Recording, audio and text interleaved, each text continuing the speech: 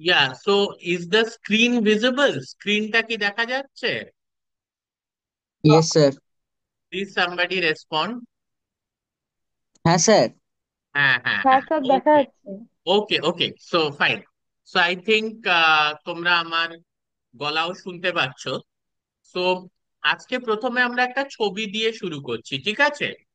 এইটাকে বলে গিয়ে হচ্ছে একটা গলজি অ্যাপারেটাস।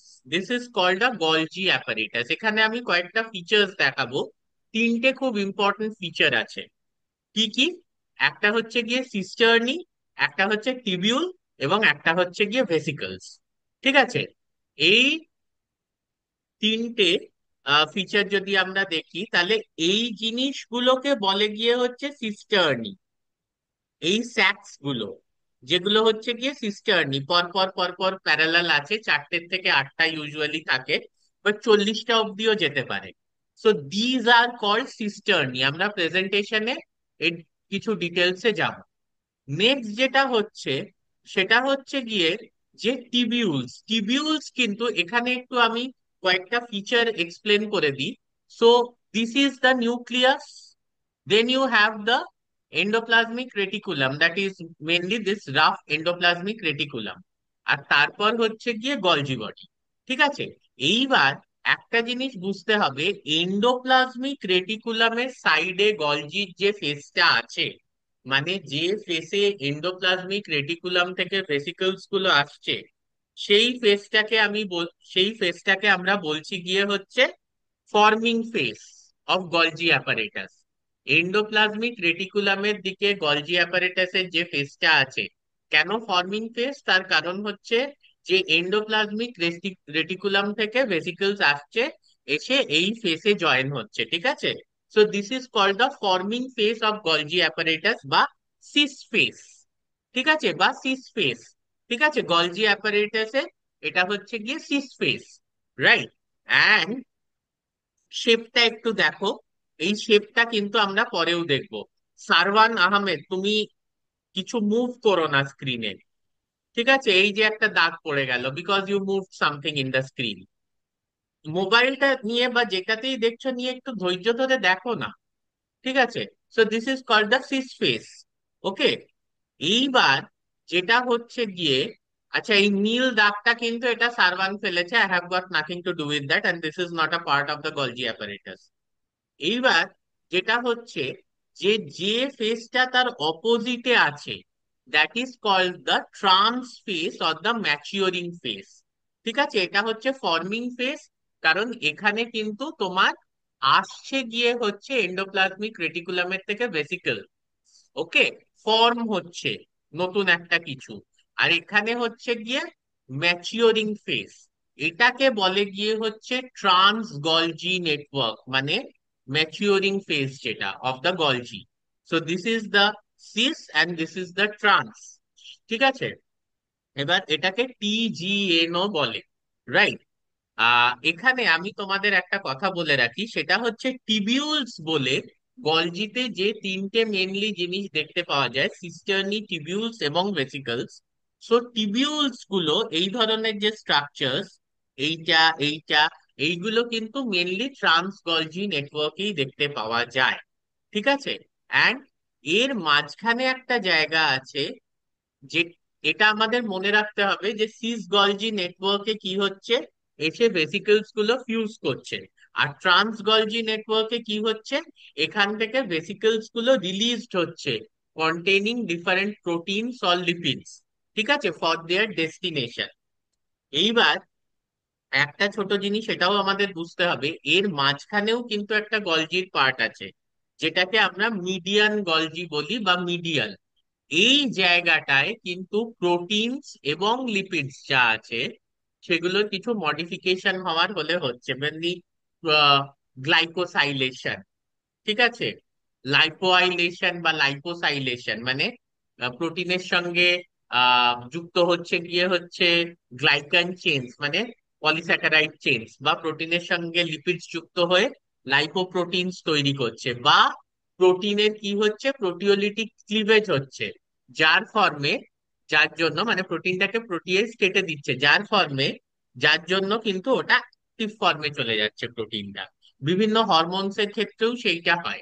এই যে ব্যাপারগুলো ঘটছে এগুলো কিন্তু মিডিয়ান গলজি নেটওয়ার্কে ঘটে। ঠিক আছে। এবার এইখানে আরো একটা কথা বলে রাখাটা কিন্তু ভীষণ দরকার।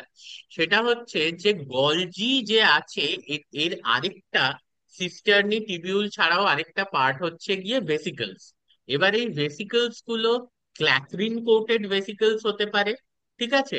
আবার এখন ক্ল্যাথরিন কোটেড ভেসিকলস কি সেইটা নিয়ে বলতে গেলে এক্ষুনি 15 মিনিট লেগে যাবে, দরকার নেই, আমাদের একটা টাইমের মধ্যে জিনিসটা শেষ করতে হবে। ঠিক আছে। আর ভেসিকলস হতে পারে ইনকামিং ট্রান্সপোর্ট ভেসিকলস, যেটা এন্ডোপ্লাজমিক রেটিকুলাম থেকে আসছে। ঠিক আছে। সেটা স্মুথও হতে পারে, রাফও হতে পারে। স্মুথ হলে সেটা নিয়ে আসছে গিয়ে হচ্ছে কোন জিনিসটাকে, সেটা নিয়ে আসছে গিয়ে হচ্ছে লিপিডসটাকে। আর রাফ হলে সেটা নিয়ে আসছে গিয়ে হচ্ছে তোমার প্রোটিনটাকে। ঠিক আছে। So these R incoming transport ভেসিকলস। হ্যাঁ। এবং এছাড়াও এই ইনকামিং ট্রান্সপোর্ট ভেসিকলস কোথায় আসছে? সিস বা ফর্মিং ফেসে আসছে। ঠিক আছে। এছাড়া যেটা আরেক ধরনের ভেসিকল আছে সেটা হচ্ছে গিয়ে সিক্রিটরি ভেসিকলস। এই সিক্রিটরি ভেসিকলস এগুলো কিন্তু কোত্থেকে সিক্রিট হচ্ছে? From the maturing face or from the trans face of the Golgi network. এখান থেকে সিক্রিট হচ্ছে এবং এটা বিভিন্ন অর্গানেলস এ যাচ্ছে, লাইক এন্ডোজোমস গিয়ে লাইজোজোম তৈরি করছে, বা প্লাজমা মেমব্রেনে যাচ্ছে, বা প্লাজমা মেমব্রেনের বাইরে সেলের বাইরেও কিন্তু সিক্রিট হতে পারে।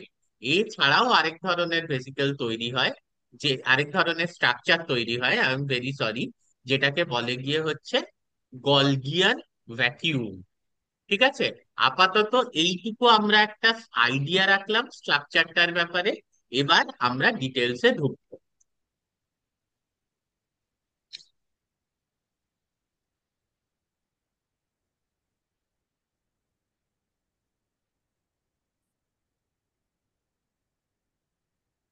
সো কিছু ট্রিভিয়াল ইনফরমেশন।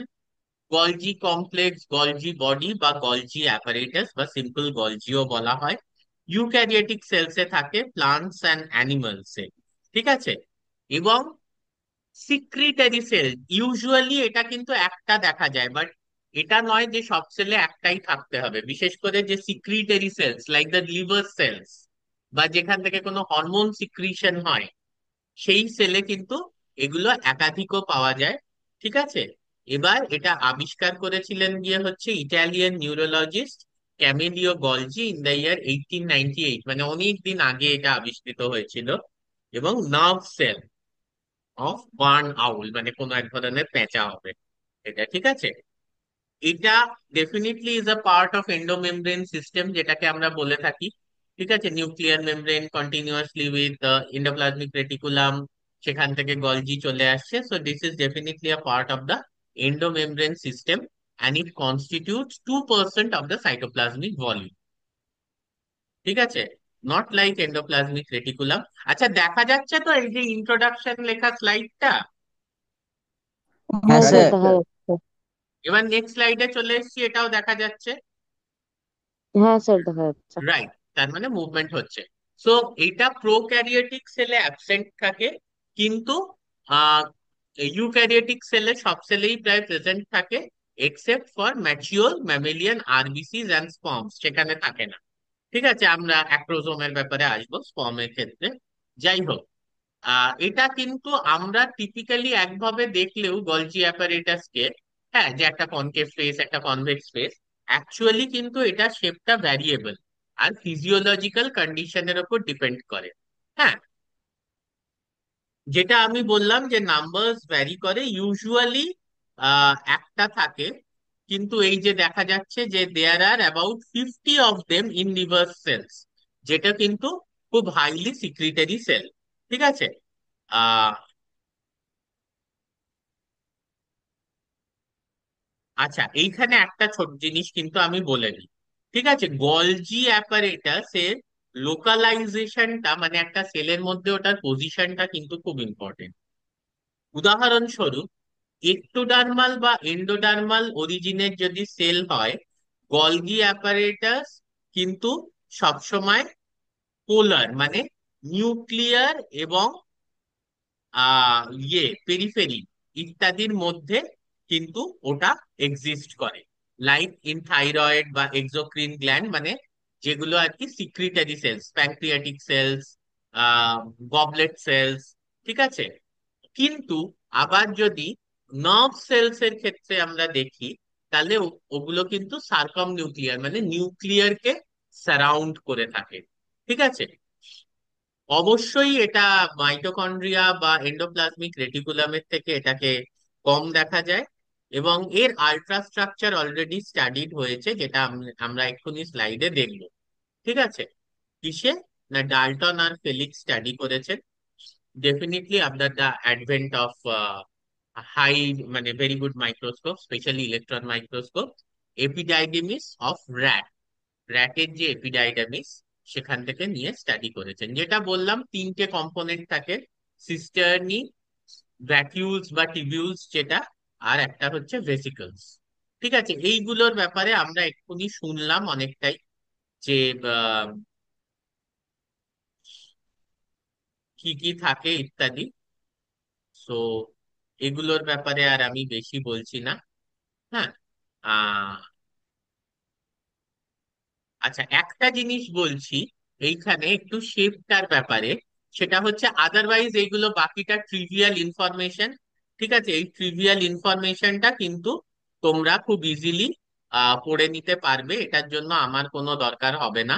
এখানে জাস্ট যেটা দেয়া আছে, সিস্টার্নির কি কি ফিচার, ওই যে যেটা আমি বলছিলাম, যে 4টে থেকে 8টা থাকে একটা স্ট্যাকের মধ্যে, কিন্তু অনেক ক্ষেত্রে দেখা যায় যে 40টা থেকে 100টা সিস্টার্নিও পরপর থাকতে পারে, ঠিক আছে। আচ্ছা, এখানে একটু ফেসেস গুলোর আরেকটা জিনিস বলি। Cisternae at the convex end comprises of proximal face বা এফ ফেস, ঠিক আছে। তার মানে হচ্ছে যে আমরা যে ফর্মিং ফেসটা দেখছি, সেটা শেপটা হচ্ছে গিয়ে কনভেক্স, আর প্রক্সিমাল ফেস আর ফর্মিং ফেস আর সিস ফেস। আর যেটা হচ্ছে গিয়ে ম্যাচিওরিং ফেস বা ট্রান্স ফেস বা ডিস্টাল ফেস, সেটা হচ্ছে গিয়ে concave in shape, proximal to what? Proximal to the center of the cell, that is the endomembrane system, nucleus and endoplasmic reticulum. Nucleus আর endoplasmic রেটিকুলামের কাছাকাছি যে ফেসটা, সেই ফেসটাকে বলা হচ্ছে গিয়ে সিস ফেস বা ফর্মিং ফেস, সেটা কনভেক্স শেপের হয়। আর ডিস্টাল, যেটা হচ্ছে গিয়ে ট্রান্স ফেস, মানে that is away from the nucleus and the endoplasmic reticulum, সেটা শেপ হচ্ছে গিয়ে কনকেভ, ঠিক আছে।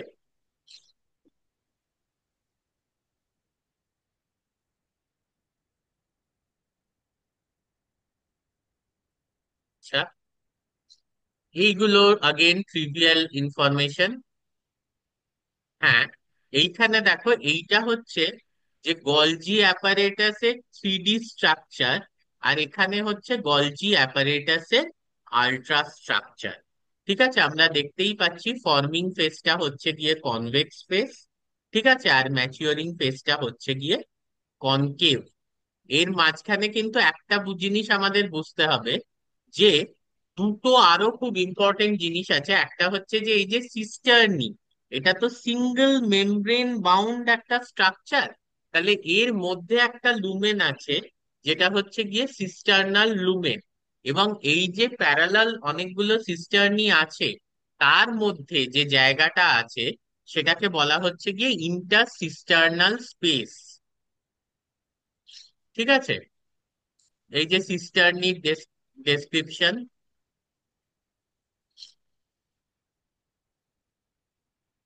আরে এখানে এটা মুভমেন্টটা কেন সমস্যা হচ্ছে, ইয়া, ভ্যাকুউলস, again trivial information you can study from the slide itself. ভেসিকলস, যেটা হচ্ছে আমি বলছিলাম যে তিন ধরনের ভেসিকলস থাকে। ট্রানজিশনাল ভেসিকলস, এটা হচ্ছে গিয়ে তোমার ইয়ার থেকে বেসিক্যালি সিস ফেস অফ গলজিতে যে ভেসিকল গুলো আছে, সেগুলোকে বলা হয় ট্রানজিশনাল ভেসিকলস।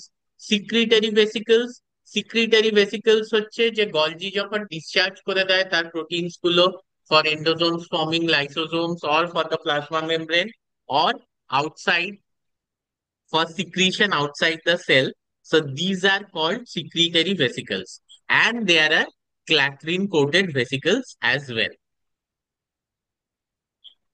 এখানে একটা খুব ইম্পর্টেন্ট জিনিস আমি যেটা বলি, সেটা হচ্ছে Golgi apparatus is surrounded by a clear zone of exclusion. মানে গলজি অ্যাপারেটাসের চারপাশে একটা ফাঁকা জায়গা থাকবে, যেখানে কিন্তু মাইটোকন্ড্রিয়া, রাইবোজোম বা অন্যান্য কোনো গ্র্যানিউলস আমরা দেখতে পাবো না।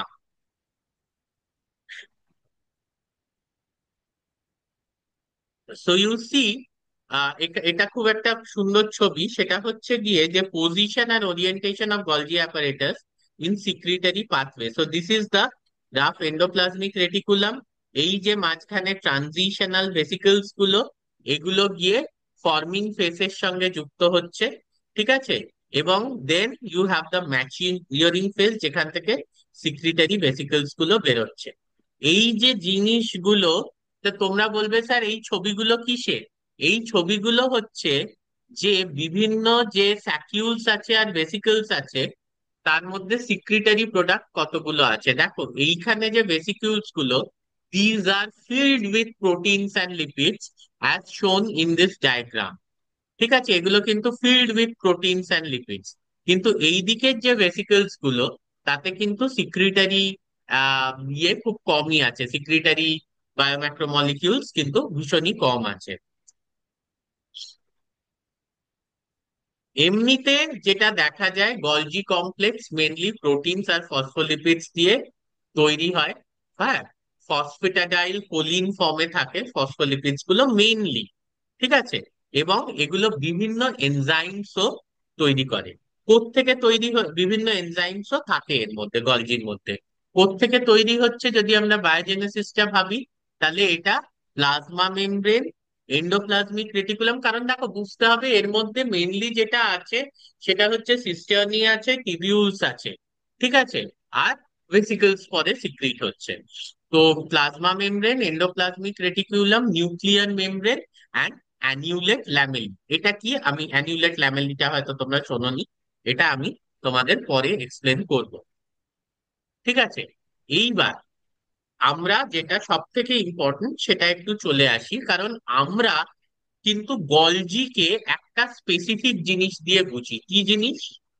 জিনিসটা হচ্ছে এইরকম, যে গলজিতে প্রোটিন যাচ্ছে, মেনলি যে মিডিয়ান গলজি নেটওয়ার্ক আছে, সেই মিডিয়ান গলজি নেটওয়ার্কে কি হচ্ছে, প্রোটিনস গুলোর মডিফিকেশন হচ্ছে। কি মডিফিকেশন হতে পারে?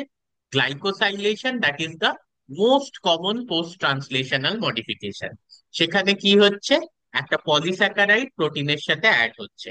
আর কি হতে পারে? লাইপোসাইলেশন হতে পারে, মানে কোনো লিপিড অ্যাড হচ্ছে প্রোটিনের সাথে। যেহেতু গলজির মধ্যে কিন্তু স্মুথ এন্ডোপ্লাজমিক রেটিকুলামের থেকে অনেক লিপিডস আসে, এবং রাফ এন্ডোপ্লাজমিক রেটিকুলামের থেকে একাধিক প্রোটিন আসে, ফলে যেটা হচ্ছে গিয়ে যে এই দুটোর মধ্যে কিন্তু কমপ্লেক্স তৈরি হতে পারে, অ্যানাদার পোস্ট ট্রান্সলেশনাল মডিফিকেশন। আর কি হতে পারে?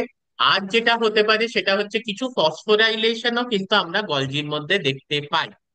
আর কি হতে পারে? আর হতে পারে যে প্রোটিন সর্টিং, যেহেতু এটাকে ট্রাফিক পুলিশ বলা হচ্ছে, যে কে কোথায় যাবে। এবার এখানে প্রোটিন সর্টিং হয়, যেগুলো মেমব্রেন বাউন্ড ভেসিকলস, মানে প্লাজমা মেমব্রেনে ইনসার্ট হবে, সেগুলো এক ধরনের ভেসিকলস এ চলে গেল। তারপর যেগুলো সিক্রিটেড হবে, মানে প্লাজমা মেমব্রেনের থেকেও বাইরে যাবে, সেগুলো আরেক ধরনের ভেসিকলস এ চলে গেল। আবার আরেকটা খুব ইম্পর্টেন্ট জিনিস হয়, সেটা হচ্ছে ম্যানো সিক্স ফসফেট ট্যাগ কিন্তু অনেক সময় অ্যাড হয়। এই ম্যানো সিক্স ফসফেট ট্যাগ হচ্ছে for the proteins which are directed to the lysozyme, যেগুলো লাইসোজোমে যাবে। Sorry, lysosome not lysozyme. যেগুলো লাইসোজোমাল প্রোটিন, তার ক্ষেত্রে কিন্তু mannose six phosphate tag add হয়, because then the mannose 6-phosphate receptors are there which will recognize these proteins as mannose 6-phosphate. কিন্তু এই যে প্রোটিন সর্টিং, এছাড়াও কিন্তু গলজির আরো অনেক রোল, এবং লিপিডস, লিপিড সর্টিং, এছাড়াও কিন্তু গলজির আরো অনেক রোল আছে। কি? যেটা হচ্ছে যে মেনলি এখানে যদি আমরা দেখি, যদিও এটা সিক্রিশনটাই হচ্ছে মেন কাজ, কিন্তু এটা কিন্তু সেল ডিভিশনে খুব একটা ইম্পর্টেন্ট রোল প্লে করে। ঠিক আছে, এইখানে দেখো, এখানে তোমার এই এক ইয়েতে একাধারে পুরো শুধু এই সিক্রিশন আর সর্টিং পাথওয়ের ব্যাপারেই লেখা আছে।